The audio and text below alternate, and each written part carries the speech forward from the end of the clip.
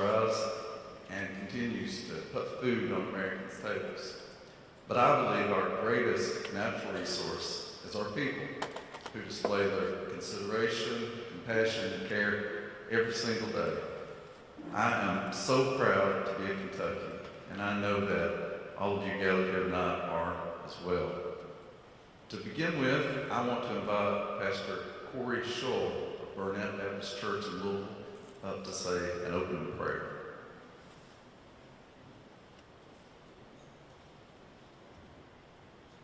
Please join me in a word of prayer. Shall we bow? O God, our help in ages past, our hope in years to come, our shelter from the stormy blast and our eternal home, we pause. Give thanks to thee, great God, maker of hollow and hill, molder of limestone and red clay, master of rivers that remember our names from generation to generation. We pause to give thanks to thee. Thank you for challenge and triumph. Thank you for the opportunity to create a stronger, more inclusive Commonwealth for future generations. Thank you for making it possible for us to be present in this very moment in time.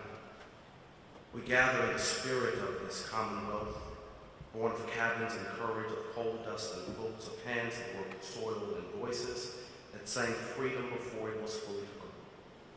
We ask that you bless this moment of remembering and imagining.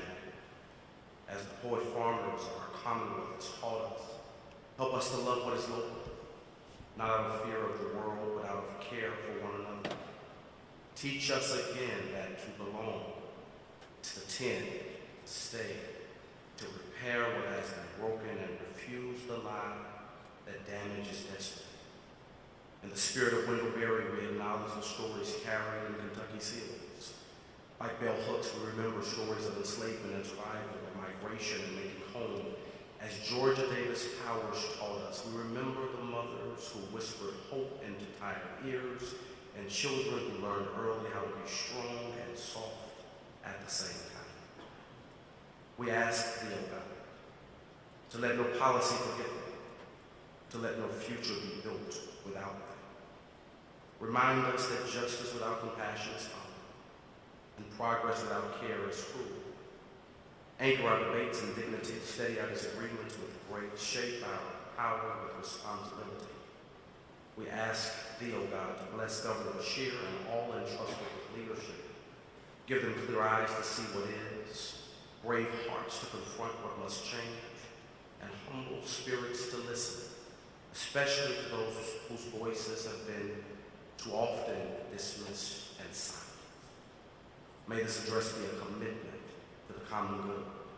May it honor the land beneath our feet and the people who rise from it every day.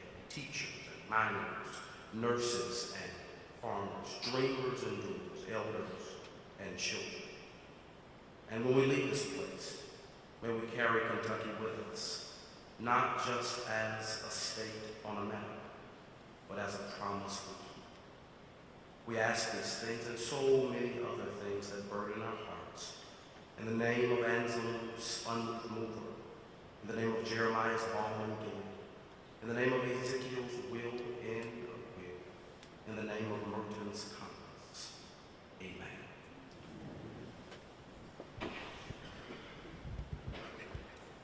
Thank you so much for those beautiful, powerful words, Pastor. While we gather here tonight as Kentuckians, we must also remember we are all Americans. We are more alike than we are different. And to remind us of this bond, we're joined by Hopkins County Judge Executive and Air Force veteran Jack Whitfield. I welcome Judge Whitfield up to lead us in the Pledge of Allegiance. Would you please stand for the pledge?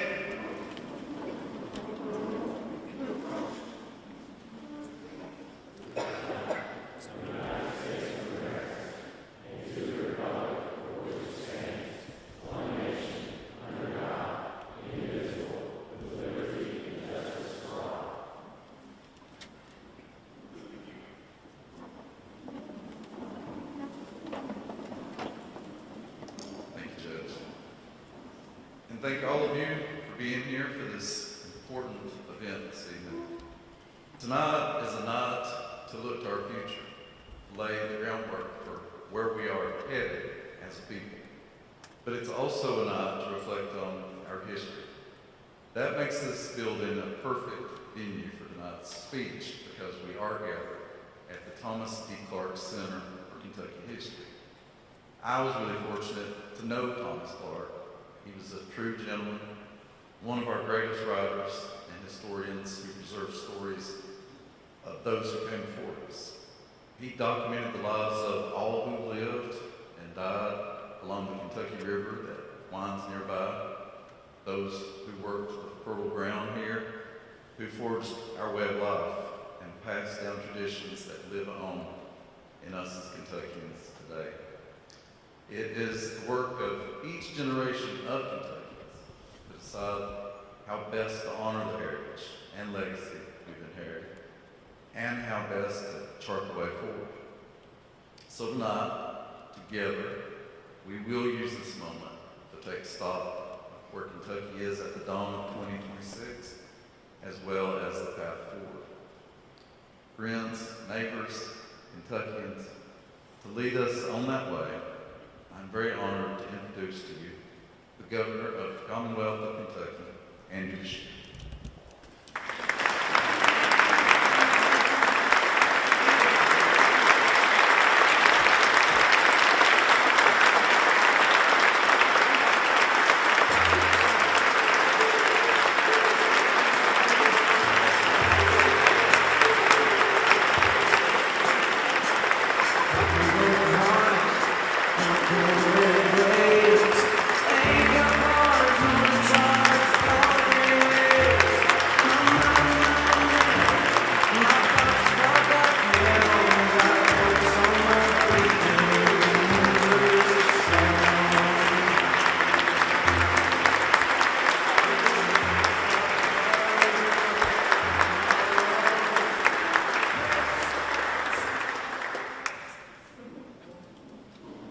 Members of the General Assembly, Lieutenant Governor Coleman and Secretary Adams, Justices of the Kentucky Supreme Court, former Governor Steve Beshear and former First Lady Jane Beshear, our amazing current First Lady, Brittany Beshear.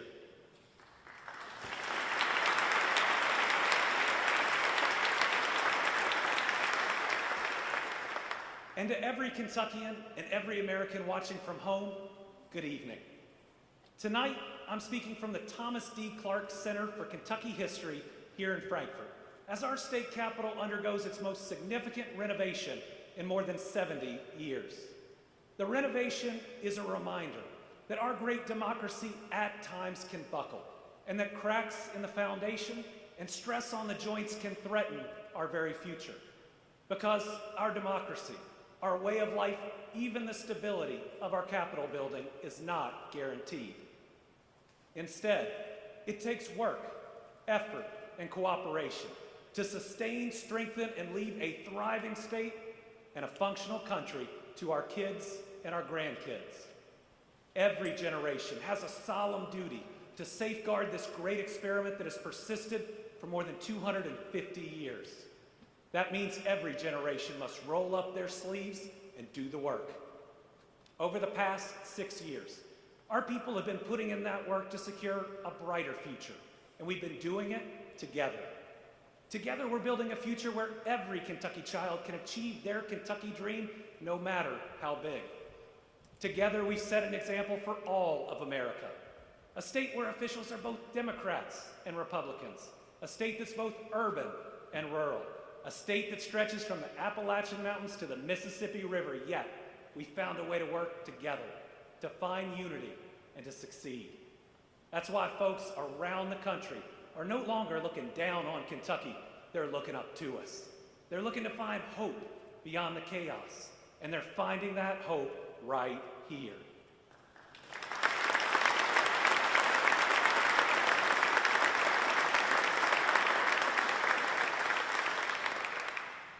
While our national politics has been poisoned with division, here in the Commonwealth, we've won as one team, Team Kentucky, by pushing out that noise and finding common ground to move our state not right, not left, but forward for everyone.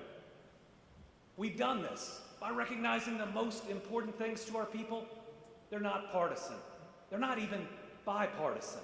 They are nonpartisan. A good job, affordable health care, safe roads and bridges, good schools, safe communities. These aren't red or blue issues. They're just what every Kentucky family wants, what every Kentucky family deserves, and what our American families demand. To keep succeeding, we must remain focused on what matters most, our people and bettering their lives. And that's why I remain optimistic about what we can continue to accomplish together. This is my 7th State of the Commonwealth and my last budget address in this job.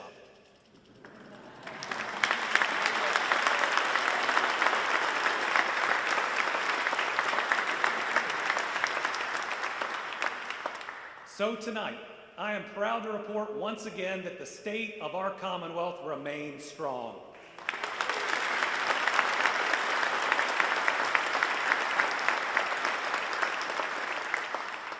But our people, our Commonwealth, and our country are facing serious new challenges, and it's our job to meet this moment. For the first time in my lifetime, a large portion of the American public is questioning one of the most important foundations of our country, the American dream. The American dream is as simple as it is powerful, that if you work hard and play by the rules, you can get ahead. You can build a better life. You can leave your kids better off. For generations now, my family has lived the American dream. My grandfather, who couldn't afford to go to college, worked hard, saved up, and bought the local funeral home. Through that small business, he was able to do what his parents couldn't. He was able to send his kids through college, one to med school, another to law school. And then their children, myself included, had even greater opportunities. But today, too many American families feel this dream is just a hallucination. The cost of groceries and health care are too high. The family vacation they took as kids just doesn't fit in the budget. That first home for a young couple is unaffordable, maybe unattainable. As leaders, we have a responsibility to reignite and refuel the American dream. For the sake of future generations, it must burn bright in the minds of our people. So tonight, I'm going to discuss the American dream, both where we're succeeding and where we must do more. The American dream starts with a job. It's what supports a family and drives our economy. I'm proud to say that no administration has created more. Last year, we delivered once again, announcing more than $10.5 billion in private sector investment and creating 9,600 new jobs.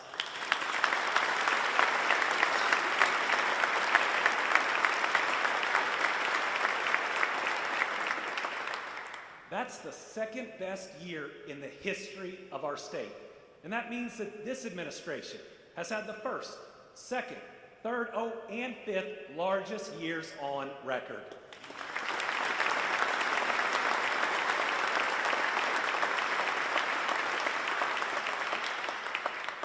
Over the past 6 years, we have become an economic powerhouse, more than doubling Kentucky's previous investment record, with over $45 billion in new investments. For our families, for the American dream, we've broken our job creation records with 68,000 new jobs. But not any job will do. Because while the American dream is about working hard, it's also about getting ahead. So our people deserve good jobs. Jobs where you can not only pay the bills at the end of the month, but you can save for your kids' education, for retirement, for the down payment on a new home, and for that summer vacation that you deserve.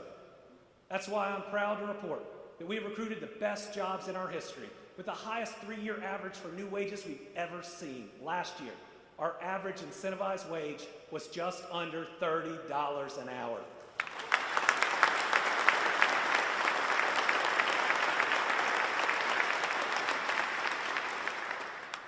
And despite national headwinds, despite the damages of President Trump's tariff policy that both of our U.S. senators and this governor strongly oppose, Kentucky's economy is still growing.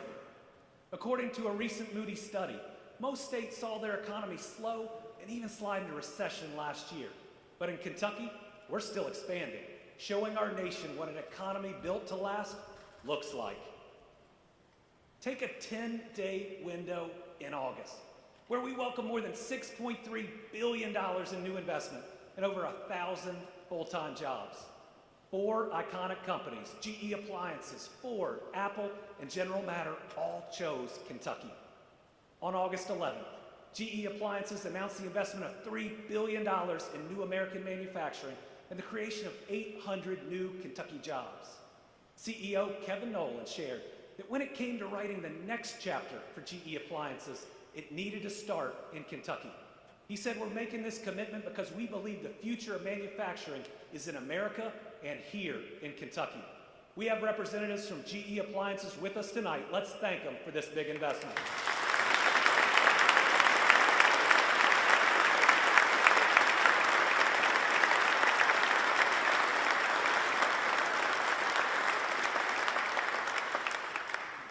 Just 2 days later, Jim Farley, the CEO of Ford Motor Company, announced a nearly $2 billion investment in Louisville. It's going to revolutionize Henry Ford's assembly line and create an affordable EV from Kentucky that can compete anywhere. He said Ford's goal was to put an affordable, unbelievably great product within the reach of millions of Americans, built in the U.S. by U.S. workers. Who'd he trust for this massive, game-changing investment? He trusted us, Kentucky. His exact words were, "We made a big bet on our country, and we made a huge bet on the Commonwealth of Kentucky." Also in August, General Matter announced a $1.5 billion investment in Paducah. This company is going to change our nation's energy economy in profound ways and bring modern nuclear power to our state. Their project is already creating interest up and down the supply chain, with the possibility of future companies making Western Kentucky their new Kentucky home. Now, some will be surprised that I mentioned this investment tonight. Now, it's true that some of the company's investors and I don't share the same politics, but we do share a commitment to get this job done and to strengthen our nation's energy economy. And we know one simple truth: there ain't nothing Democrat or Republican about a good job.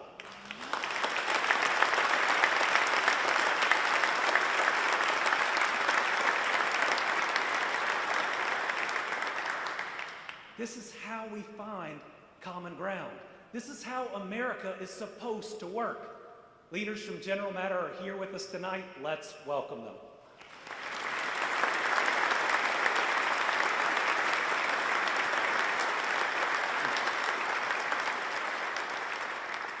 Folks, that was just 10 days.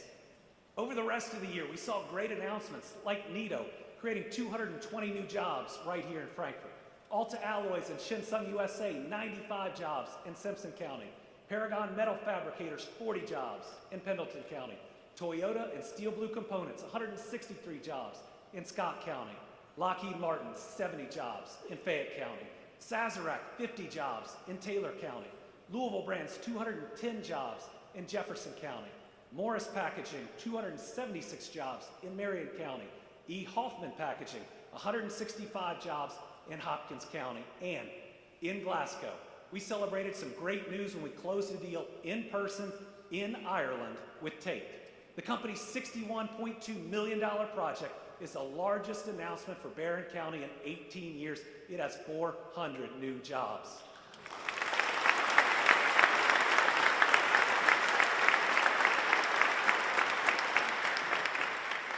Maureen Carpenter, the president and CEO of the Barron County Economic Authority, is here with us tonight. Maureen, thank you for all your work. This is a huge win for your county and our Commonwealth.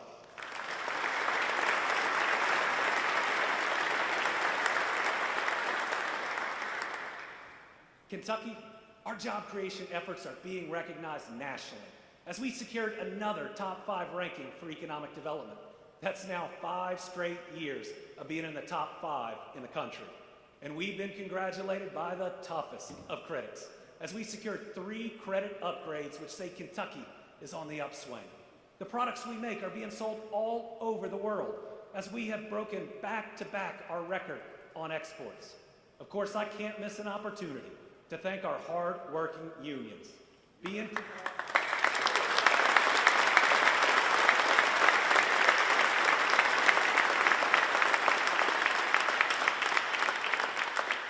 Being pro-union creates jobs. It creates opportunities. And our unions have fought for the American dream longer than I've been alive.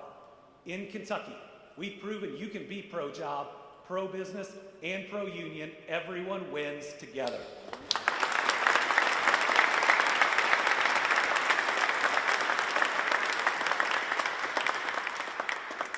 So that's a lot of good news.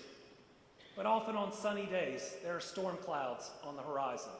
Bad tariff and trade policy are impacting our national economy, slowing or pausing many projects, and other states are shedding both investments and jobs. That means competition will only intensify. We'll have to work even harder. That's why my proposed budget begins with job creation. It contains $70 million for site development to create build-ready, job-ready sites. It contains $100 million for large projects that just need that last bit of infrastructure or an access road to say yes. And for the first time, it includes a $25 million Rural Economic Development Fund to bring jobs to areas that have been so close but haven't had that big announcement yet. We must invest there because you should be able to live the American dream in every part of our state.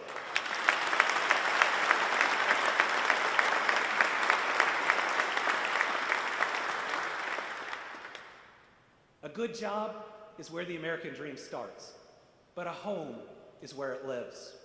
Our homes are where we raise our families and make our memories together. Sadly, owning that home seems out of reach for far too many Americans. In Kentucky, we're doing better than most. Last year, Kentucky scored as one of the best states in the nation for home affordability. We've been recognized for our efforts not just to build affordable housing, but to build housing in Western and Eastern Kentucky for those impacted by natural disasters. In Western Kentucky, we're building 254 homes for tornado survivors through our relief fund. And I announced the single largest affordable housing investment in our history with $223 million going towards 953 rental units.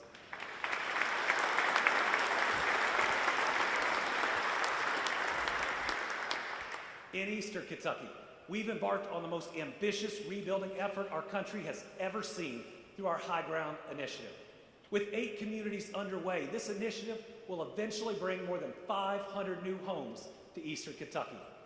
2 sites are already complete, Wayland in Floyd County and the cottages of Thompson Branch in Letcher County.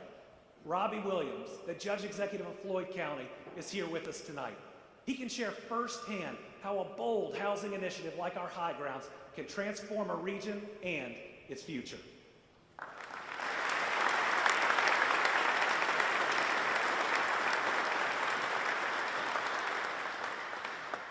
Great work is continuing at our other High Ground sites.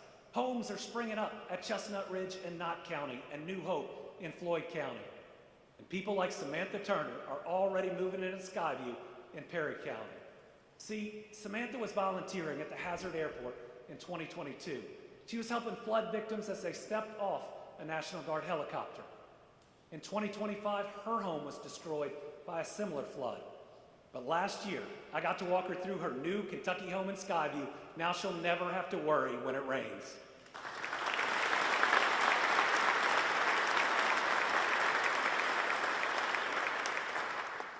While these efforts are amazing, they're not enough. To preserve the American dream of owning a home, Kentucky needs a big, bold investment now. It can't wait, it can't be incremental. So I'm proposing a game-changing $150 million investment in our Affordable Housing Trust Fund. Combined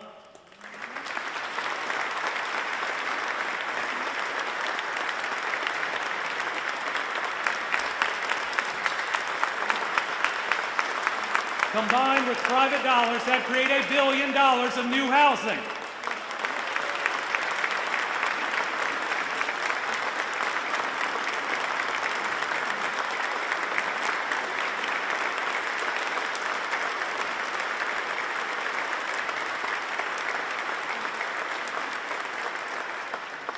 We must tackle the shortage in housing, and we must do it now.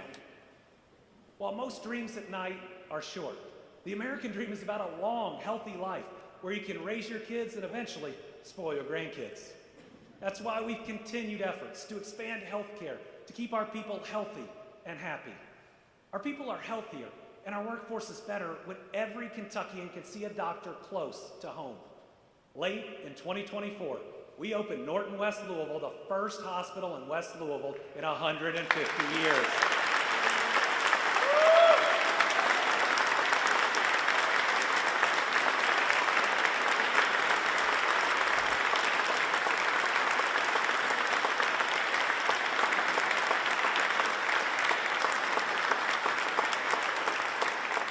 In its first year, the hospital served nearly 60,000 Kentuckians. Norton West Louisville is changing lives through increased access to quality care, something every person deserves. Let's thank the Norton team, including Russ Cox and Corinza Townsend.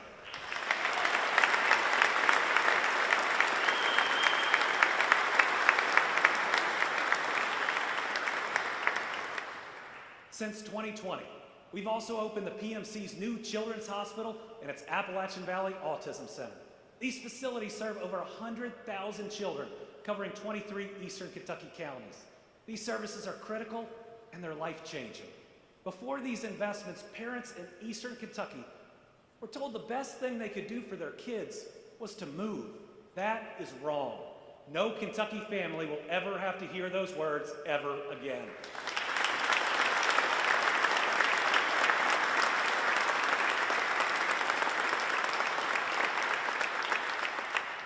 We've also broken ground on or opened a new Ava Center location in Floyd County, U of L Health in Bullitt County, the Birch in Owensboro, the Mercy Health Lord's Cancer Center in Paducah, Baptist Health Hamburg in Lexington, the new Reach Clinic in Mason County, and we celebrated Appalachian Regional Healthcare's new mobile clinic, which is bridging the gap between hospital visits and house calls.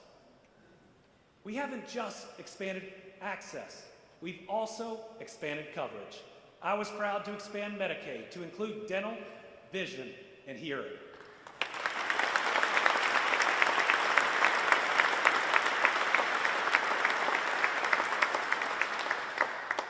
That's resulted in 267,607 Kentuckians receiving glasses, 16,274 Kentuckians receiving dentures, and 675 being fitted for hearing aids.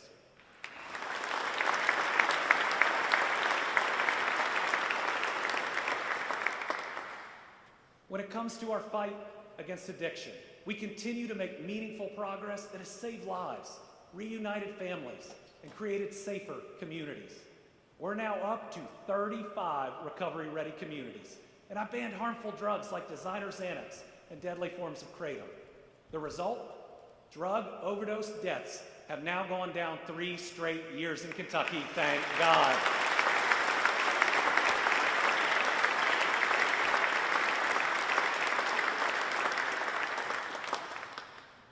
We also recognize that mental health is just as important as physical health. Since I've taken office, our number of mental health professionals has nearly doubled. Our efforts to rebuild our state-run healthcare exchange, Connect, have been hugely successful. Last year, nearly 100,000 Kentuckians enrolled, the highest number in the past decade. And as of last month, safe, regulated medical cannabis is now available in the Commonwealth.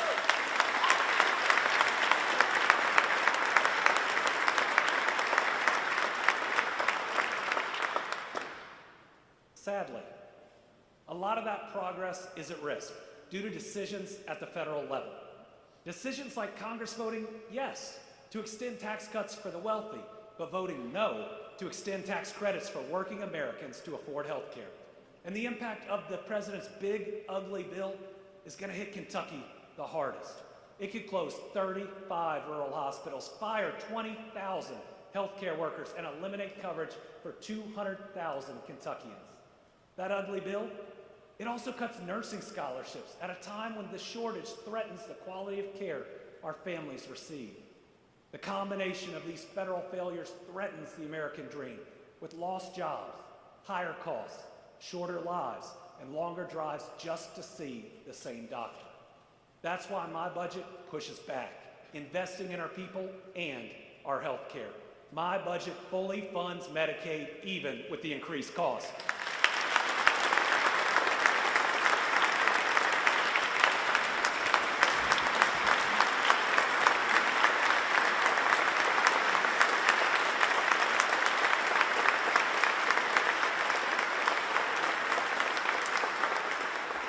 It provides $100 million to lower the cost of coverage on Connect. It expands the number of Michelle P. waiver slots for families of children with special needs.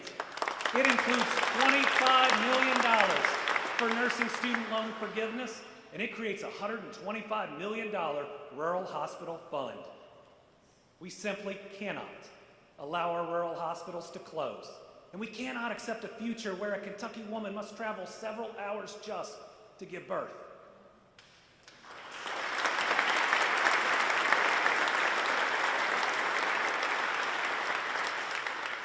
Tonight, we have a real-life healthcare hero with us, Dr. Jason Smith, the CEO of U of L Health.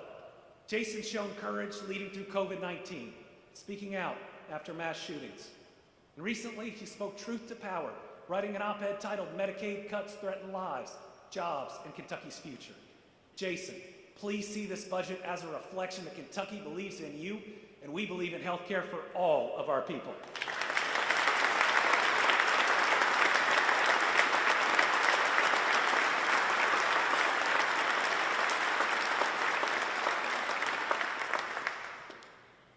The American dream doesn't begin with success. It's a journey towards it. The path that leads us there are the roads and bridges across our state and our country. Whether it's to work, church, a doctor's appointment, or dropping your kids off at school, our infrastructure is essential to our daily lives. Since 2020, Team Kentucky has replaced or repaired 660 state and local bridges. During that same period, 20,000 miles of road improvements have been completed or are currently underway. We celebrated some big wins over the past year, finishing the US 460 corridor in Pike County, a project 23 years in the making.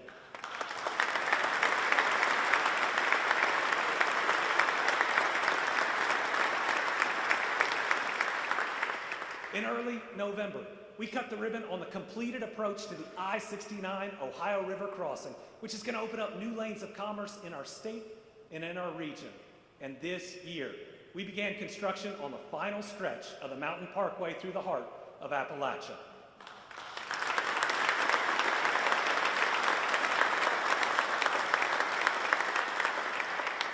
It's been talked about for decades, but now I can say I'm the first governor to say every portion of the 4-laning of the Mountain Parkway is now complete or under construction.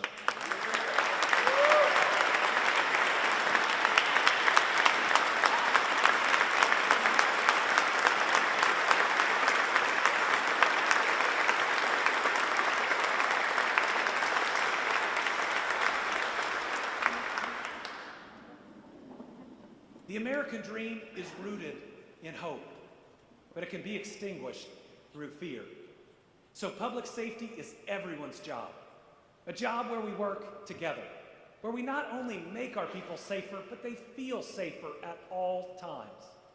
As a state and as a country, we don't accomplish this by stunts in the short term. We accomplish it by putting in the work for the long term. We do it by hiring more law enforcement and paying them better.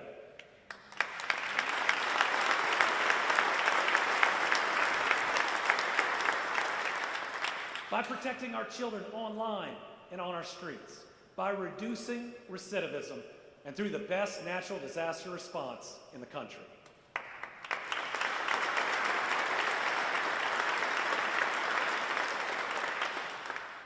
When I came into office, our Kentucky State Police Force was dwindling. The previous governor had attempted to cut promised retirements, and morale was low.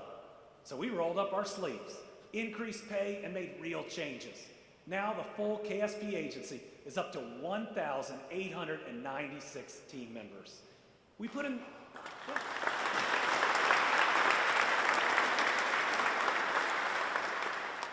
that same effort in training local police and sheriff deputies. Now Kentucky has 8,000 local law enforcement officers protecting our streets.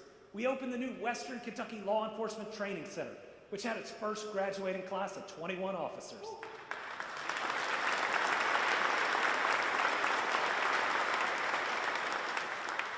Even better, tonight, we have the top graduate of that class, Brianna Ray, now a sheriff deputy with the Hardin County Sheriff's Office.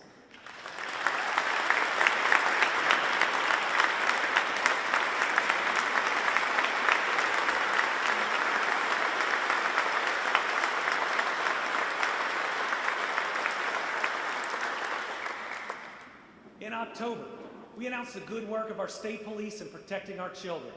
Since late 2019, they have arrested 474 online child predators. That's 474 predators that will no longer threaten our children. Let's give KSP, the Child Crime Task Force in Brianna, a big round of applause.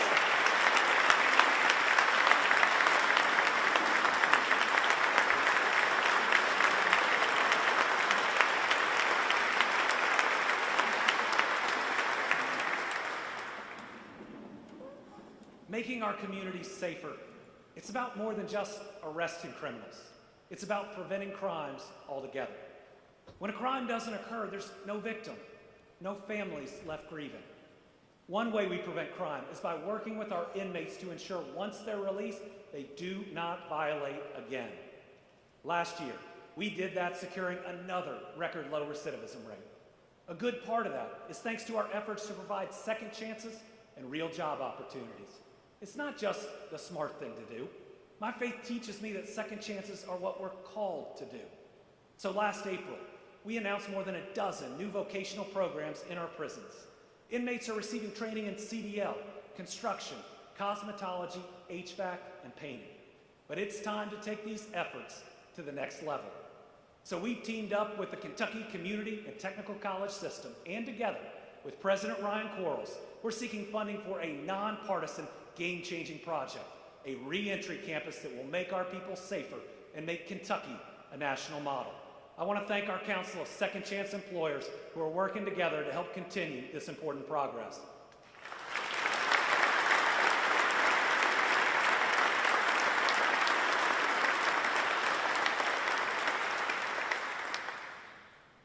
Making our people safer also means having the best emergency response to natural disasters. We've had far too much practice. With 14 federally declared weather disasters, a pandemic, helicopter crashes, mass shootings, and a major plane crash.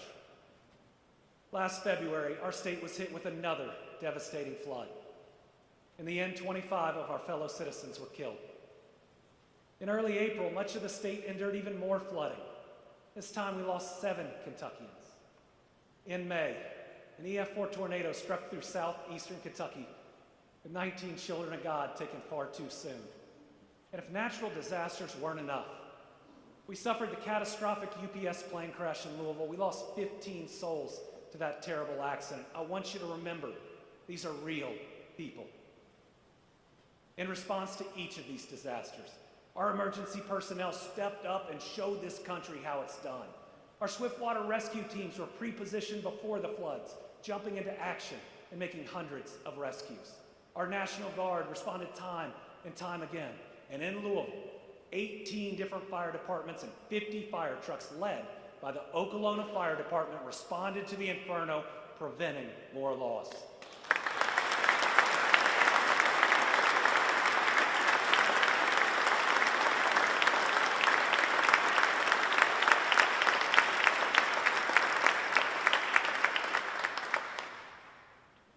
It's impossible to know why Kentucky gets hit over and over again. But my faith teaches me that God saves his biggest challenges for the strongest of people. And each response reminds me that strength is not bravado, it is not bullying, but a resolve built on love, kindness, and a commitment to our fellow human beings. Tonight, let's recognize and remember all the families that have suffered loss. And let's give a big thank you to all our first responders.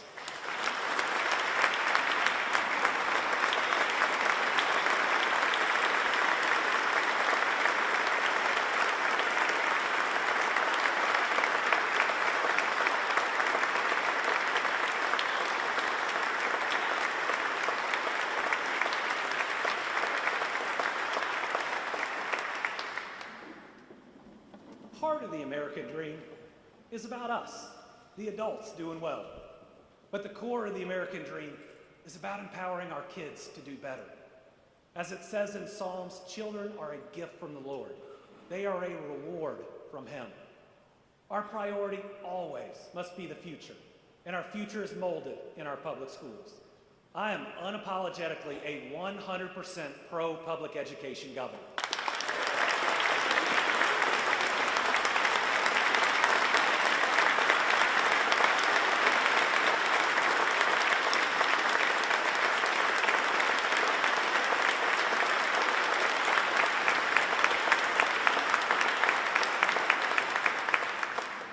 budget I proposed has invested in our school system, starting with our educators.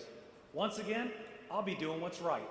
I'm proposing $159 million for mandatory raises for our educators and a proposal to increase take-home pay by nearly 7%.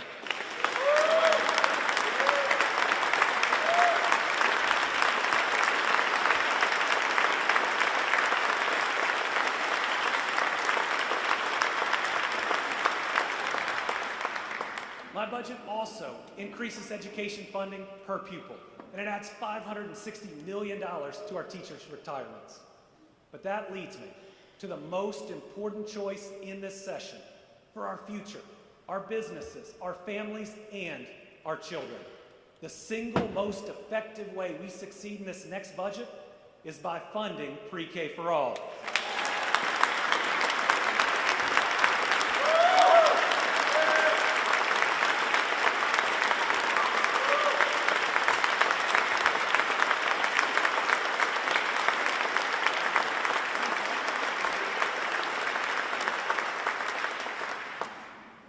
Right now, more than half of Kentucky's kids are showing up to kindergarten already behind. They come to school with fewer vocabulary words. Some don't know their colors. Others aren't even potty trained. Most Kentucky parents can't afford pre-K. So many of our neighbors want to return to work but simply can't afford childcare.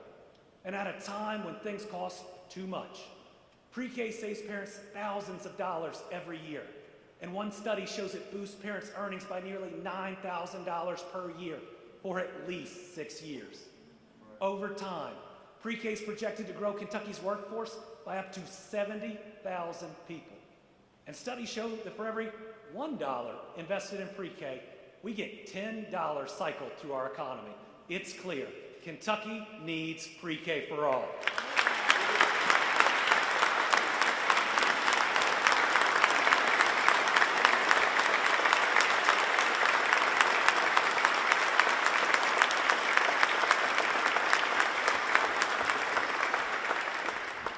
And the members of the General Assembly, we were able to work together on medical marijuana, to make sports betting legal, to protect horse racing and gaming in our horse industry. Surely we can come together for 4-year-olds.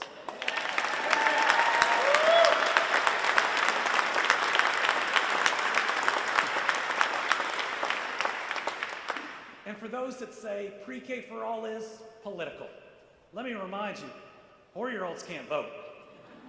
They're not registered. So if you're against this because you think it gives me a win, what you're really doing is handing these kids a loss. Pre-K for all is the right thing to do, so let's get it done.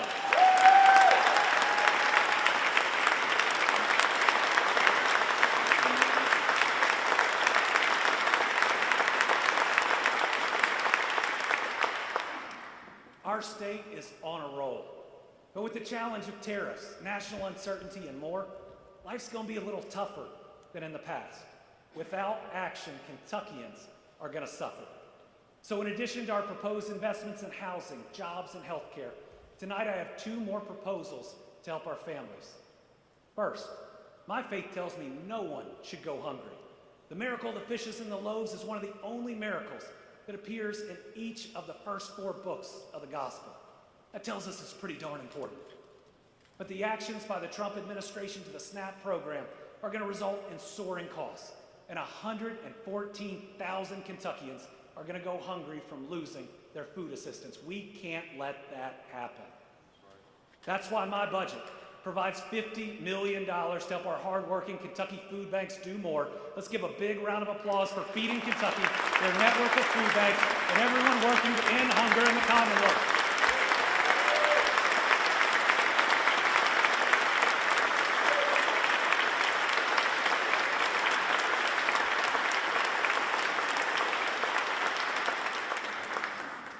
Second, we cannot let our people freeze in the winter or suffer heat stroke in the summer. My budget creates a $75 million fund to help at-risk Kentuckians pay their utility bills.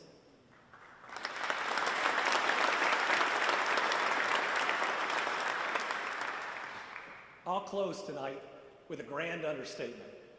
We live in chaotic times.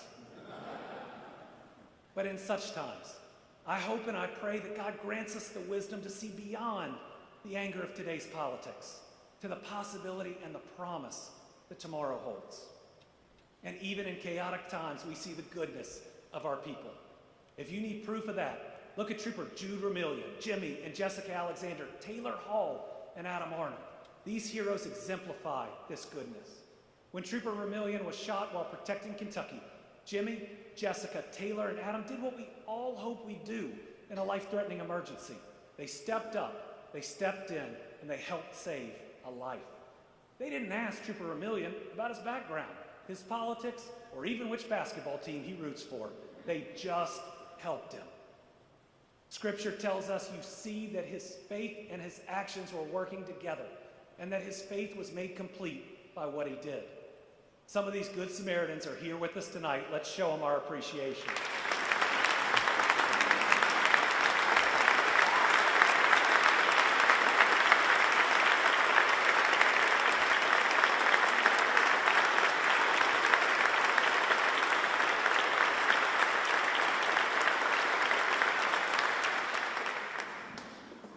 We always come together in times of need, and that's what makes me so proud to be a Kentuckian.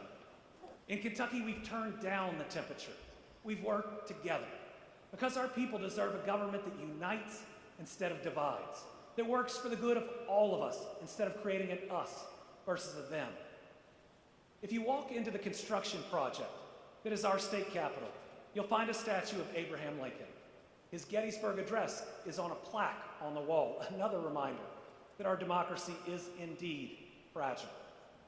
President Lincoln said to his countrymen, "We are not enemies, but friends. Though passion may have strained it, it must not break the bonds of our affection." While the national media fixates on the rage, we focus on results. While social media lifts up the angry and the judgmental, we must amplify kindness, acceptance, and empathy. This polarized moment in our history, it won't last forever. And like Lincoln all those years ago, Kentucky can lead the way out of the darkness and into the light. It's our job, it's our duty, and we cannot leave a broken country to our children. So as we repair our state capitol, let us also repair ourselves, our communities, and our countries. Remember, your neighbor's not the enemy from within. She's just your neighbor, trying to do her best in this difficult world.